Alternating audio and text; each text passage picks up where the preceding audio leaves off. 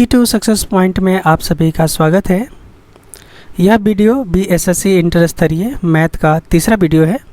पिछले वीडियो यानी video number 1 और वीडियो नंबर 2 में मैथ के प्रश्न संख्या 125 तक के प्रश्नों को सॉल्व कर दिया गया है। इस वीडियो में प्रश्न संख्या 126 से आगे के प्रश्नों को सॉल्व करेंगे। तो जैसा कि 126 में देखते हैं, लड़कों की एक पंक्ति में एक लड़के का दर्जा किसी भी तरफ से 19वां है। पंक्ति में कुल कितने लड़के हैं? तो लड़के लाइन लगा के खड़े हैं। कोई किसी एक लड़के का, यहाँ पे कोई लड़का है, इसका अगर लेफ़्ट से पोजीशन देखेंगे तो भी 19वां है, और इसका अगर राइट से पोजीशन आप देखेंगे तो भी 19वां है।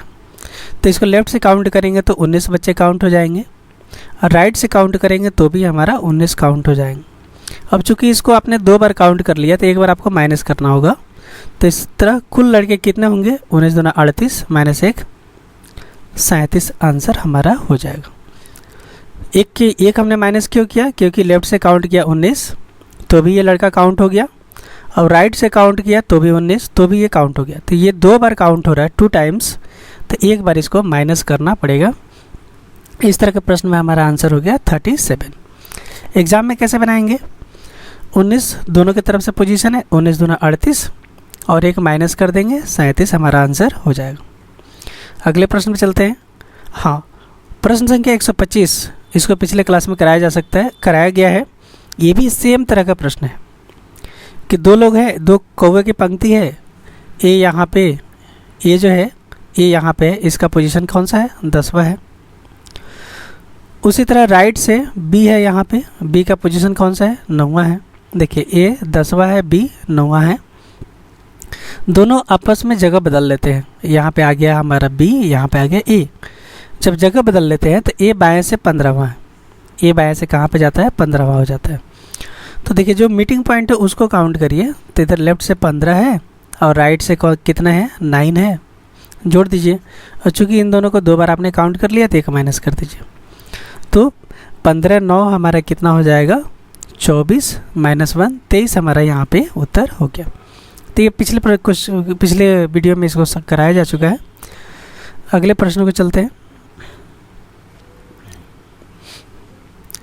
देखिए प्रश्न संख्या 127 को हम लोग ध्यान से देखते हैं। 26 जनवरी 2008 और 15 मई 2008 के मध्य कितने दिवस होंगे? टोटल डेज पूछ रहा है कि इस तारीख से लेकर इस तारीख के बीच में कितने डेज होंगे यदि दोनों दिवस शामिल किया गया हो। यानी 26 जनवरी को भी शामिल कर लेना है, 26 जनवरी को शामिल कर लेना है, और 15 मई को भी शामिल कर लेना है। प्रश्न में देखिएगा, अगर ये नहीं लिखा हुआ है तो आप इसको शामिल मत करिएगा। तो दोनों दिवस यहाँ शामिल करना है। दूसरी बात है कि 2008 लीप ईयर है कि नहीं है। अगर ये लीप ईयर होगा तो फरवरी 29 दिन का होगा, फरवरी कितने दिन का होगा? 29 दिन का होगा। तो ये चलिए इसको सॉल्व करते हैं। तो देखिए 26 जनवरी 2008, तो जनवरी में कितने दिन बचे हैं? तब मैं यहाँ लिख देता हूँ जनवरी। अगर इस तरह देखेंगे बहुत सारे बचेंगे, 26 और 4 30, 4 दिन बोलेंगे, गलत आंसर है। तब उनको ध्यान में आएगा नहीं, जनवरी तो 31 का महीना होता है। तो 5 दिन बोलेंगे, वो भी गलत है क्योंकि दोनों दिवस शामिल है। तो इसका करेक्ट होगा 6 डेज। अब 6 डेज कैसे आएगा? देखिए मैं आपको करके बताता हूँ। 26 जनवरी को आपको शामिल कर लेना है, ठीक है, दोनों दिवस यहाँ पे शामिल है। तो 26 जनवरी आपको शामिल कर लेना है, फिर 27 जनवरी, फिर 28 जनवरी, फिर 29 जनवरी, फिर 30 जनवरी, फिर 31 जनवरी। तो आप इसे काउंट कर लीजिए, 3 ऊपर 3 नीचे, 6 डेज हो गया। तो इसमें गलती मत करिएगा, मैक्सिमम बच्चे यहाँ गलत कर देते हैं। कोई 4 डेज लिख देता है, कोई 5 डेज लिख देता है। अब चलिए फरवरी में देख लेते हैं। फरवरी हमारा लीप ईयर है। लीप ईयर सिंपल बचाने का तरीका है, 4 से डिवाइड करिए, 4 5 20, 0 4 दूना 8, डिवाइड हो गया, मतलब लीप ईयर है। और भी रूल्स होते हैं लेकिन 4 वाले बहुत परफेक्ट होता है। तो लीप ईयर है, तो यहाँ फरवरी में कितने दिन हो गए? 29 डेज हो गए। मार्च में देख लीजिए। मार्च में हम जानते हैं जनवरी फरवरी मार्च, मार्च हमारा 31 का होता है महीना। आप उंगलियों पे जो गड्ढे हैं उसके द्वारा हम देख लेंगे कि कौन जनवरी कौन फरवरी है, कौन 31 का है कौन 31 का है। अप्रैल का देख लेते हैं। अप्रैल का महीना हमारा 30 होता है। और मई में सिंपल दिया है 15 मई, तब मई में चूँकि 15 को शामिल करना है इसलिए 15 में यहाँ पे सिंपल आ जाएगा। तो 9 6 15 1 16, 16 और 5, 16 5 21, 8 2, 2 2 4, 3 7, 7 3 10, 1 11। इतने हमारे दिन हो गए। दिन बोलिए या दिवस बोलिए, दोनों बराबर है, दिन या दिवस। तो टोटल 1 से 11 दिवस हमारे हो गए। Answer number A. I think आपको समझ में आ गया होगा। बस आपको ट्रिक यहाँ पे 2 चीज़ ध्यान रखना होगा। जनवरी में 6 डेज कैसे निकालेंगे, 26 को शामिल करना है, 27, 28, 29, 30, 31। तो ये काउंट करके निकाल लीजिएगा, माइनस करके निकालोगे 31 में 26 तो आपको 5 ही आएगा। तो इसलिए गलती हो जाएगी यहाँ पे। प्लस लीप ईयर है कि नहीं है, ये लीप ईयर है तो 29 आपको ऐड करना है, बाकी तो आप गलती नहीं करेंगे। चलिए प्रश्न संख्या हम चलते हैं 128 पे चलते हैं। प्रश्न संख्या 128 पे चलते हैं। ए और बी समान आयु के हैं, ये गलती किया है। ए और बी समान आयु के हैं या ए बी से बड़ा है, ये फर्स्ट स्टेटमेंट है। तो फर्स्ट स्टेटमेंट को हम एज इट इज़ लिख लेते हैं, इसमें कोई समस्या नहीं है। तो हम लिख देते हैं ए और बी, ए यहाँ पे है, बी यहाँ पे है। अब बोल रहा है कि समान आयु के हैं या ए बी से बड़ा है, तो पहले बड़ा वाला लिख लेते हैं, ए बी से बड़ा है, और इक्वल टू लगा देते हैं, समान आयु का भी है।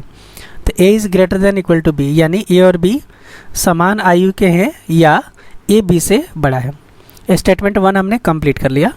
अब ध्यान दीजिए सी और डी लेते हैं, तो यहाँ पे ए और बी है, इससे रिलेटेड वाले को पढ़िए। सी और डी को अभी छोड़ दीजिए। अब यहाँ पे लास्ट वाले पे आइए, बी बड़ा है सी से, ये लास्ट वाला स्टेटमेंट। अब आप इसको पढ़िए क्योंकि लिंक कर रहे हैं अपने चीज़ों को।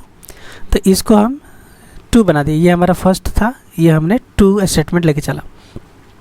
बी बड़ा है सी से, तो बी बड़ा है सी से, सिंपल हो गया। अब ये सी और डी वाला हम पढ़ते हैं। सी और डी समान आयु के हैं या डी बड़ा है सी से।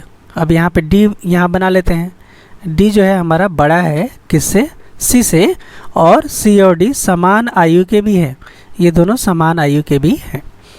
तो ये हमारा जो है रिलेशनशिप इनके बीच में ड्रॉ हो गया।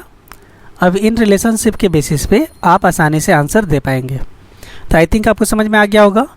ए और बी समान आयु के हैं या ए बी से बड़ा है, तो ये दोनों हो गया ए बी के बीच में रिलेशन।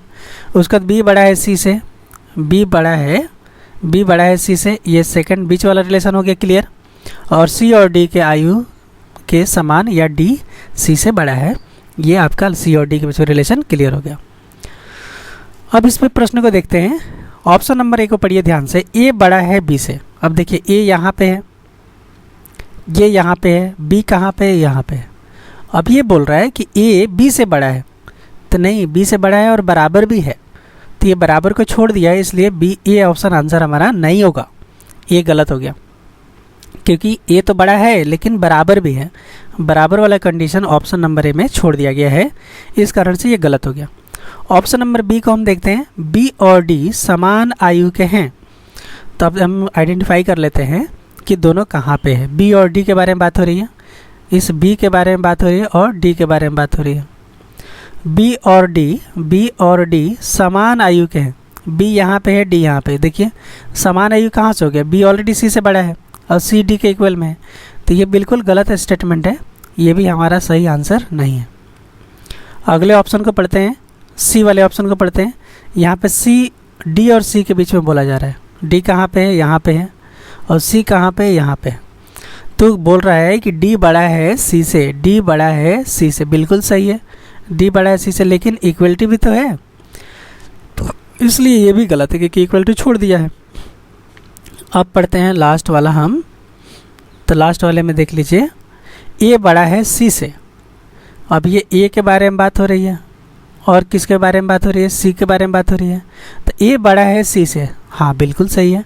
ए बी के ना बराबर है, सी के बराबर तो नहीं है, सी से चूँकि बी बड़ा है और इसलिए ए भी बड़ा हो जाएगा, तो ए हमारा बड़ा है सी से, बिल्कुल करेक्ट आंसर हो जाएगा।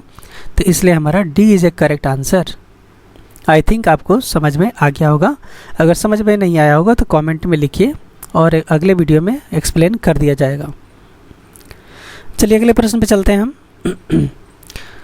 प्रश्न संख्या 129 को हम लोग ध्यान से पढ़ते हैं। 2 मानक घनों में सामने वाले फलकों पर 4 और 3 लिखा है, इसके विपरीत फलों पर लिखे अंकों का योग बताइए। तो ये देखिए, इस प्रश्न को जब भी घन वाले आएगा, डाइस वाले क्वेश्चन है ये, तो यहाँ पे देखिए क्वेश्चन में मानक लिखा है कि नहीं। मानक मीन्स स्टैंडर्ड डाइस। ये जो है स्टैंडर्ड डाइस का प्रॉब्लम है। स्टैंडर्ड डाइस में क्या होता है, कोई भी एक डाइस है यहाँ पे, जैसे मान लीजिए 1 2 3, कोई भी स्टैंडर्ड डाइस है, इसके फ्रंट और बैक में जो भी अंक दिया है उसका सम हमेशा 7 होता है। उसका सम हमेशा कितना आता है, 7 होता है। मतलब योग हमेशा 7 आएगा। किसी भी 2 अंकों के विपरीत अंकों के फलकों का अंकों का योग हमेशा 7 आता है। किसमें, स्टैंडर्ड डाइस में। अगर ये कॉन्सेप्ट आपको मालूम है तो आप इस प्रश्न को आसानी से करा ले जाएंगे। तो 2 मानक घन दिया हुआ है, दो क्यूब दिया हुआ है, सामने वाले फलकों पर 4 और 3 लिखा है। तो हम जानते हैं कि स्टैंडर्ड डाइस है, सामने अगर 4 लिखा है तो इसके विपरीत में क्या हो जाएगा, 3 होगा, तब तो 7 होगा। 3 लिखा है, 3 के विपरीत क्या होगा, 4 3 7, तो यहाँ पे 4 होगा। तो क्या बोल रहा है यहाँ पे, सामने वाले फलकों पर 4 और 3 लिखा है, तो इसके अपोजिट हमने निकाल लिया। 4 के अपोजिट में 3 लिखा होगा, 3 के अपोजिट में 4 लिखा होगा। पूछ रहा है इसके विपरीत फलकों पर लिखे अंकों का योग। तो इसके विपरीत लिखे फलकों पे अंकों का योग कितना होगा, 4 3 7 होगा। यही हमारा उत्तर हो गया। तो इस प्रश्न का उत्तर हमारा 7 हो गया। मानक घन दिया है, 4 और 3 फलक दिया हुआ है, तो 4 और 3 फलक के अपोजिट फलकों का योग। अपोजिट कैसे निकालेंगे, 4 के अपोजिट हो गया 3, क्योंकि 4 3 7 होता है। 3 के अपोजिट 4, क्योंकि 4 3 7 होता है। अब 3 और 4 को जोड़ेंगे तो भी 7 ही आंसर आ रहा है, इसलिए हमारा ऑप्शन नंबर ए करेक्ट हो गया। स्टैंडर्ड डाइस अगर नहीं होता, अगर मानक यहाँ पे नहीं दिया था, तो इस प्रश्न को हम नहीं बता सकते थे कि इसके पीछे फलक में क्या होगा। चलिए अगले प्रश्न पे चलते हैं। अब एक देख लीजिए, बहुत शानदार प्रश्न है ये, और दिखने में बड़ा लग रहा है लेकिन बहुत छोटा है। इस तरह के प्रश्नों पर घबराइएगा मत, ये प्रैक्टिस करने से होता है। 5 शहर दिया हुआ है यहाँ पे, PQRST। शहर कितने हैं, 5 शहर हैं। विभिन्न प्रकार के वाहनों से जुड़े हैं, मतलब एक शहर से दूसरे शहर जाने में अलग अलग प्रकार के वाहन उपलब्ध हैं। P और Q नौका और रेल से। अब देखिए यहाँ पे P और Q जो शहर है हमारा, यहाँ आप नौका से भी जा सकते हैं। ये देखिए P और Q नौका और रेल से। P और Q के बीच में नौका और रेल दोनों उपलब्ध है। नौका पे से भी जा सकते हैं और रेल से भी जा सकते हैं। तो ये डायग्राम जरूर बना लीजिए, मतलब P और Q के बीच में जाने के लिए हम नौका का भी प्रयोग कर सकते हैं या रेल का भी प्रयोग कर सकते हैं, दोनों से जा सकते हैं। अगला देख लीजिए S और R। तो यहाँ पे देखिए S और R को अभी छोड़ दीजिए, क्योंकि P और Q से रिलेटेड खोजिए। Q यहाँ पे मिल गया, इसको पकड़ के लेके चलिए। Q और T यहाँ आ गया T, Q और T। इसलिए मैंने S और R को छोड़ा क्योंकि इसे लिंक बनाना है हमें। तो अभी हमें मिल गया Q और T वायुयान से। अगर आप ऐसा नहीं करेंगे तो आप इस क्वेश्चन को फंस जाएंगे। तो Q और T वायुयान, यहाँ पे लिख देता हूँ मैं वायुयान से चलेंगे। अब देखिए P और R नौका से। अब देखिए P ऑलरेडी इसमें दिया है, R यहाँ पे दिया है, तो इसको भी ले लीजिए हम। P और R नौका से, P और R नौका से। अब हमने कौन सा छोड़ा था, S और R को छोड़ा था। तो S और R बस और नौका से। S और R कौन से, बस या नौका से। तो बस या नौका, बस या नौका से हो जाएगा। अब यहाँ पे देखिए प्रश्न संख्या 130 को ध्यान से देखिए। प्रश्न संख्या 130 को अब जब हम ध्यान से देखेंगे तो यहाँ पे देखिए R से Q जाने के लिए, अब देखिए हम यहाँ पे मार्क कर देता हूँ R को हमने मार्क कर दिया। R से Q जाना है, Q कहाँ पे है, यहाँ जाना है। तो R से Q जाने के लिए कौन सा एक वाहन प्रयोग में लाया जा सकता है, ये एक स्टेटमेंट ध्यान दीजिए। एक ही वाहन का प्रयोग करना है, वाहन आपको बदलना नहीं है। तो देखिए R से आपको Q जाना है तो P होते हुए जाना है। तो R से P जाएंगे नौका, यहाँ पे तो एक ही ऑप्शन हमारे पास है, नौका से हम जाएंगे। अब यहाँ पे नौका रेल दोनों है, लेकिन बोल रहा है एक ही वाहन का प्रयोग करना है, यानी रेल का हम प्रयोग नहीं करेंगे। तो यहाँ से भी हम जाएंगे नौका से, तो इसमें स्पष्ट आंसर क्या हो जाएगा, नौका। तो आर से क्यू जाने के लिए कौन सा एक वाहन का प्रयोग में लाया जा सकता है, तो नौका। यहाँ पे रेल नहीं होगा, क्योंकि आर से पी जाने के लिए रेल का ऑप्शन उपलब्ध नहीं है, इसलिए नौका से ही मुझे जाना पड़ेगा। और यहाँ पे दोनों ऑप्शन अवेलेबल है, चूँकि एक ही प्रकार के वाहन आप प्रयोग करना है, तो यहाँ भी हम नौका ही चूज करेंगे। आई थिंक ये क्वेश्चन समझ में आ गया होगा। इसी प्रकार अगला क्वेश्चन भी है, तो आप इसको डायग्राम को आप स्कैन कर लीजिए और इस डायग्राम की मदद से हम लोग अगले प्रश्न पे चलते हैं।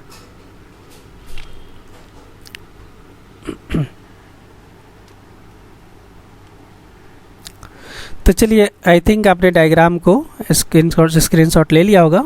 अब अगले प्रश्न में हम लोग चलते हैं।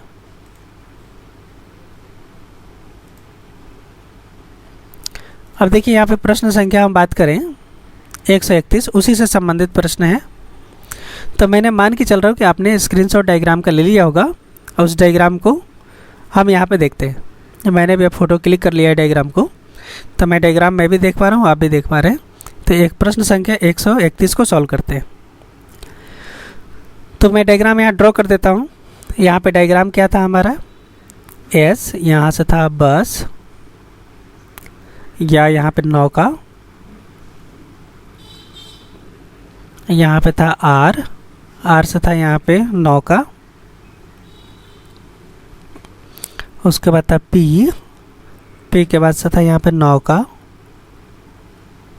ऑब्लिक में था रेल, फिर यहाँ पे था क्यू, क्यू से फिर जुड़ा था टी, वायुयान से। ठीक है, अब यहाँ पे देखिए प्रश्न क्या बोल रहा है, शहरों का कौन सा युग्म किसी भी प्रकार से जुड़ा हुआ है बगैर तीसरे शहर जाए हुए। मतलब बोल रहा है कि इनमें से कौन सा शहर आपस में जुड़ा है बगैर तीसरे के जाए हुए, बगैर तीसरे शहर जाए हुए। ये लाइन बहुत इंपॉर्टेंट है, बगैर तीसरे शहर के जाए हुए। मतलब ये पूछ रहा है कि इनमें से कौन सा डायरेक्ट जुड़ा है, कोई भी तीसरे शहर से ना जाए डायरेक्ट। तो पहले को चेक करते हैं, पी और टी को चेक करते हैं। तो देखिए पी कहाँ है, पी हमारा यहाँ पे है, पी यहाँ पे है, और टी कहाँ पे हमारा, टी यहाँ पे। तो देखिए बीच में तो आ गया क्यू, इसलिए ऑप्शन ये नहीं होगा। बीच में नहीं होना चाहिए, डायरेक्ट जुड़ा होना चाहिए, डायरेक्ट जुड़ा होना चाहिए। उसी प्रकार हम दूसरे ऑप्शन को देखते हैं। यहाँ पे देखिए टी, टी और पी को ध्यान देते हैं। टी कहाँ है, टी यहाँ पे है, पी कहाँ है, पी यहाँ पे है। भाई जब पी और टी जब नहीं जुड़ा है डायरेक्ट में, तो टी और पी कहाँ से जुड़ेगा, ये भी ऑप्शन का खत्म हो गया। अगला ऑप्शन देखते हैं हम, क्यू और आर को देखते हैं। क्यू कहाँ पे है, यहाँ पे है, आर कहाँ पे है, यहाँ पे। भाई ये भी तो डायरेक्ट नहीं जुड़ा है, पी से होके जा रहा है, तो ये भी ऑप्शन नहीं होगा। तो इस केस में कोई नहीं होगा, हमारा डी आंसर हो जाएगा। तो प्रश्न ध्यान से पढ़िए क्या बोल रहे हैं, शहरों का कौन सा युग्म किसी भी प्रकार से जुड़ा हुआ है बगैर तीसरे शहर जाए हुए। तो जहाँ भी दो के बीच में तीसरा आ रहा है उसको ऑप्शन को काट दीजिए। इस प्रकार 131 प्रश्न का उत्तर हो जाएगा डी, कोई भी नहीं। अगले प्रश्न पे चलते हैं। 132 नंबर प्रश्न को ध्यान से देखते हैं। ये थोड़ा सा आपको परेशान कर सकता है क्योंकि दशमलव में, तो थोड़ा सा मैं सिंप्लीफाई कर देता हूँ। ऑप्शन नंबर आप बी को और सी को ध्यान से देखिए। प्रश्न क्या बोल रहा है, निम्न संख्याओं के समूह में कौन सा सुमेलित नहीं है। यहाँ पे नहीं दिया हुआ है, इसके यानी कौन सा इसमें सुमेलित नहीं है, मतलब कौन सा अलग किस्म का है। 3 यहाँ पे ऑप्शन एक समान है, एक ऑप्शन बिल्कुल अलग है। तो जो बिल्कुल अलग ऑप्शन है उसे ही आपको चूज करना है। तो मैं बोला कि ऑप्शन नंबर सी को, ऑप्शन नंबर बी को ध्यान से देखिए, दोनों एक ही जैसा दिखेगा। जैसे ये 0.5 दिया हुआ है, तो 1/2 क्या होता है, 0.5 होता है। इसे आप 0 भी लिख सकते, कोई फ़र्क नहीं पड़ता है। तो 1/2 क्या हो जाएगा, 0.5, 0.75। ये देखिए 1 पूरा 1/2 मतलब 1.5 है, मतलब 1.5। ये जो आपको दिख रहा है ये तो हमने कन्वर्ट कर दिया इसको 0.5। उसी प्रकार से इसको भी हमने कन्वर्ट कर दिया 1.5 और लास्ट में 1। तो ऑप्शन बी ऑप्शन सी एकदम सेम टू सेम दिख रहा है। ऑप्शन बी ऑप्शन सी एकदम सेम टू सेम दिख रहा है, दोनों में कोई फ़र्क नहीं है। तब दोनों में कोई फ़र्क नहीं है, तो ये ऑप्शन हमारा नहीं होगा, ए भी हमारा आंसर नहीं होगा, ए भी हमारा आंसर नहीं होगा। तो हमने ऑप्शन को एलिमिनेट कर दिया। अब ऑप्शन ए और ऑप्शन ए को ध्यान से देखते हैं, ए और डी में कोई आंसर हो सकता है। तो यहाँ पे देखिए, तो मल्टीपल करके हम लोग चेक करते हैं। यहाँ पे इसका मल्टीपल हम देखेंगे, यहाँ से जब इसका हम मल्टीपल देखेंगे, यहाँ से इसका हम मल्टीपल देखेंगे, यहाँ से जब हम इसका मल्टीपल देखेंगे, यहाँ से जब हम इसका मल्टीपल देखेंगे, है ना। इस तरह देख के हम ऑप्शन को फाइंड आउट कर लेंगे कि दोनों में कौन सा अलग है। तो अगर आप ध्यान से देखेंगे यहाँ पे, तो 0.5 यहाँ पे आ रहा है 1.5, तो यहाँ पे कितना गुना अंतर है, यहाँ पे देखिए एक का यहाँ पे मतलब आप सिंपल यहाँ पे 1.5 है, ये क्या है 1.5 है, तो 1.5 गुना है, 5 3 15, 3 से गुना यहाँ कर देंगे तो 1.5 आ जाएगा।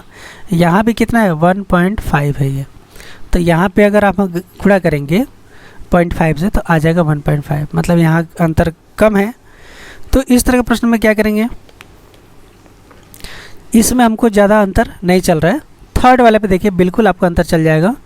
यहाँ से यहाँ जाने के लिए, यहाँ से यहाँ जाने के लिए आपको 6 से मल्टीप्लाई करेगा, 6 5 30, 6 से मल्टीप्लाई करना पड़ रहा है। और यहाँ से यहाँ जाने के लिए आपको कितना से मल्टीप्लाई करना पड़ेगा, 3 से मल्टीप्लाई करना पड़ेगा। तो थर्ड वाले में आपको क्लियर अंतर दिख जाएगा। यहाँ से यहाँ देखिए, यहाँ से यहाँ आपको जाने के लिए 3 से मल्टीप्लाई करना पड़ेगा। यहाँ से यहाँ ये तो सेम ही है, यहाँ भी आपको 3 से मल्टीप्लाई करना पड़ेगा। इसमें भी 3 से मल्टीप्लाई कर रहे हैं, इसमें भी 3 से मल्टीप्लाई कर रहे हैं, इसे 3 से मल्टीप्लाई कर रहे हैं, तब थर्ड पे जा रहे हैं। और यहाँ पे आपको 6 से मल्टीप्लाई करेंगे तब थर्ड पे पोजीशन में जा रहे हैं। तो ये बिल्कुल अलग है, ये तीनों समान हो गया।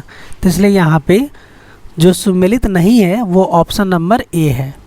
ऑप्शन नंबर ए हमारा सुमेलित नहीं है, क्योंकि फर्स्ट से थर्ड जाने के लिए हमें 6 से मल्टीप्लाई करना पड़ रहा है, जबकि बाकी सभी ऑप्शन में फर्स्ट से थर्ड जाने के लिए 3 से मल्टीप्लाई करना पड़ रहा है। 3 गुना है, 5 3 15, 1.5 हो गया। यहाँ पे 3, 1 × 3 3 हो गया।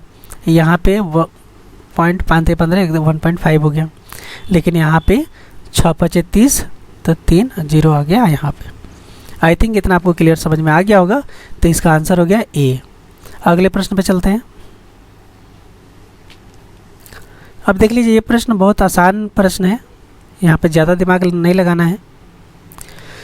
बोल रहा है कि निम्न में से कौन सा चिन्ह गायब है। अब देखिए, ये जो चिन्ह है कहीं ना कहीं यहाँ पे दिख रहा है, यहाँ पे दिख रहा है, तो ये तो गायब नहीं है। ये भी चिन्ह आपको यहाँ पे मिल गया, ये भी गायब नहीं है। ये भी चिन्ह यहाँ पे नहीं है। तो ये और यहाँ पे देखिए 2 चिन्ह आपको, ये और ये, तो ये भी कहीं ना कहीं मिलता जुलता है, जबकि ये बिल्कुल अलग है। तो यही आपको यहाँ पे आएगा। तो ऑप्शन नंबर बी हमारे यहाँ पे इसका आंसर हो गया। इसी तरह का अगला प्रश्न भी है, उसको देख लेते हैं। इस प्रश्न को ध्यान से देखिए, इनमें से कौन सा चिन्ह गायब है। अब गायब है तो आपको यहाँ पे अगर हम कंप्लीट करें यहाँ पे, तो देखिए यहाँ से जैसे गए तो एक सर्कल गायब हो गया, ये बाहर वाला हमारा गायब हो गया। यहाँ से नीचे जाएंगे तो भी हमारा एक सर्कल इसका गायब हो गया। अब यहाँ से जब हम नीचे जाएंगे तो ये भी सर्कल गायब हो जाएगा, मतलब सिर्फ डॉट बचेगा। इधर जाएंगे तो ये भी सर्कल गायब हो जाएगा, सिर्फ डॉट बचेगा। तो डॉट वाला हमारा आंसर हो जाएगा, मतलब ऑप्शन नंबर ए यहाँ पे आंसर हो गया। देखिए यहाँ से यहाँ जा रहे हैं तो 2 सर्कल है, 2 सर्कल है। यहाँ से जा रहे हैं तो एक सर्कल हमारा गायब हो गया, मतलब ये बच गया। अब यहाँ से आगे जाएंगे तो ये भी सर्कल गायब हो जाएगा, मतलब सिर्फ डॉट बचेगा। ये लॉजिक यहाँ पे है कि अगले स्टेप पे जाना है तो एक सर्कल गायब हो जा रहा है, अगले स्टेप जाएंगे तो वो भी सर्कल गायब हो जाएगा, तो सिर्फ डॉट बचेगा। तो यही हमारा आंसर हो जाएगा। अगले प्रश्न में चलते हैं।